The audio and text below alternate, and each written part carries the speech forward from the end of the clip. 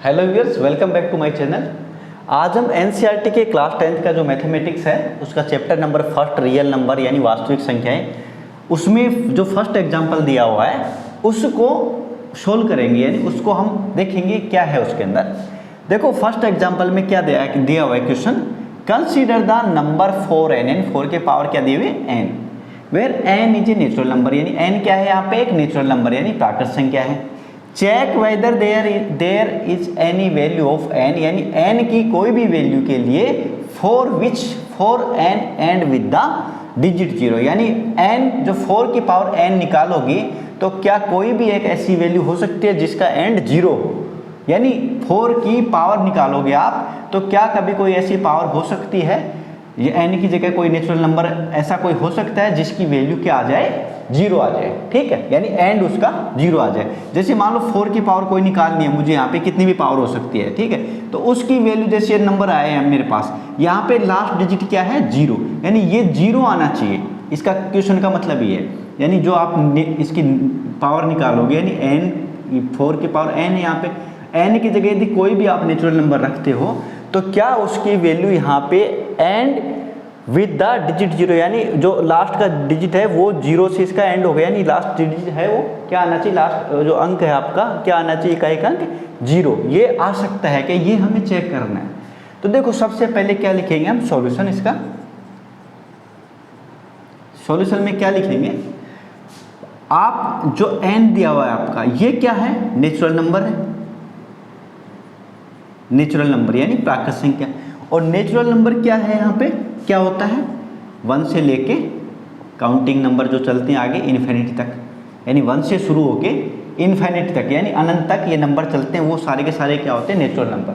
तो यहाँ 4 के जो n लगाया हुआ है यहाँ पे पावर में, तो ये क्या है नेचुरल नंबर है, तो यहाँ पे नेचुरल नंबर को रख के देखते हैं हम। 4 के पावर n है, n की जगह 1 लिखते हैं पहले, फिर 2 लिखेंगे, ठीक,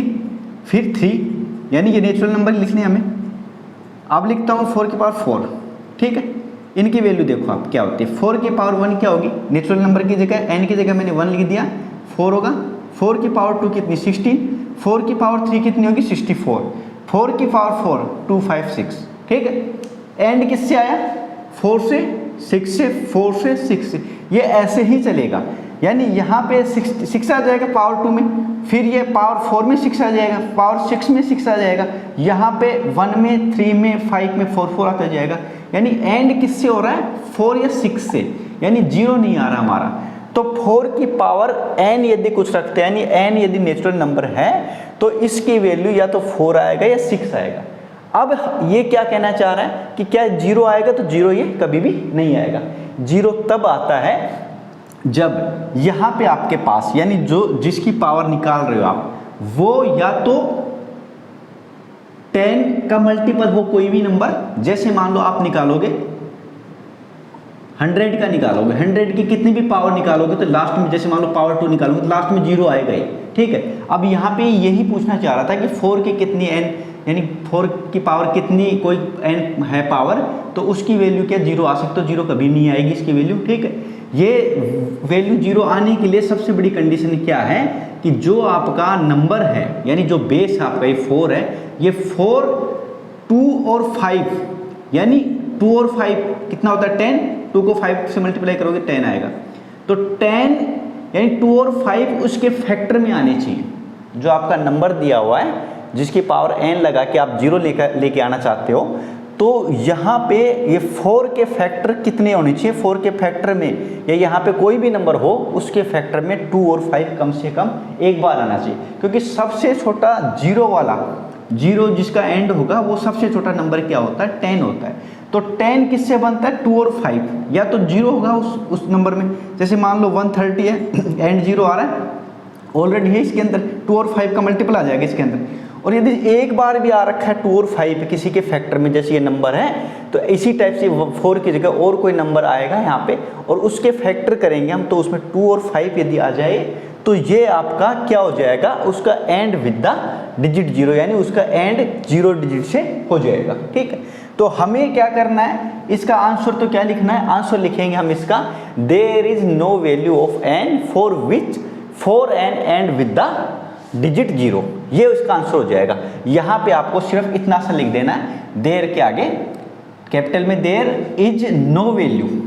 नो वैल्यू यानी एनी की जगह क्या कर देना, no value of N for which for N end with the digit 0, ठीक है। और ये आपको एग्जांपल्स दे देना है। इसके साथ में ये और दे देना कि 4 के यदि फैक्टर करें हम, फैक्टर ऑफ 4 तो क्या होंगे 2 × 2।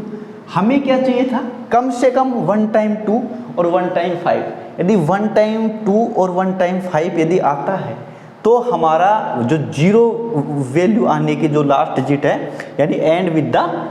डिजिट 0, यदि ये आने की पॉसिबिलिटी 100% है, यानी ये 2 × 5 आ जाएगा तो 0 जरूर आ जाएगा आपका। तो कम से कम एक बार 2 और 5 आपके आने चाहिए, किसके, इसके बेस के फैक्टर में। यहाँ पे पावर आपकी कितने भी हो उससे कोई फर्क नहीं पड़ने वाला है, ठीक है। पावर यहाँ कुछ 100 भी लगा दूंगा, 4 की पावर 100, वहाँ पे 0 होगा, तो वहाँ यदि 0 लगा दूंगा तो भी यानी एंड इसका यानी इसकी वैल्यू निकालेगा, उसके एंड में 0 नहीं आएगा, यानी लास्ट डिजिट उसका 0 नहीं आएगा वहाँ पे, ठीक है। यानी बेस पे डिपेंड करता है इसका एंड में 0 आना, ठीक है।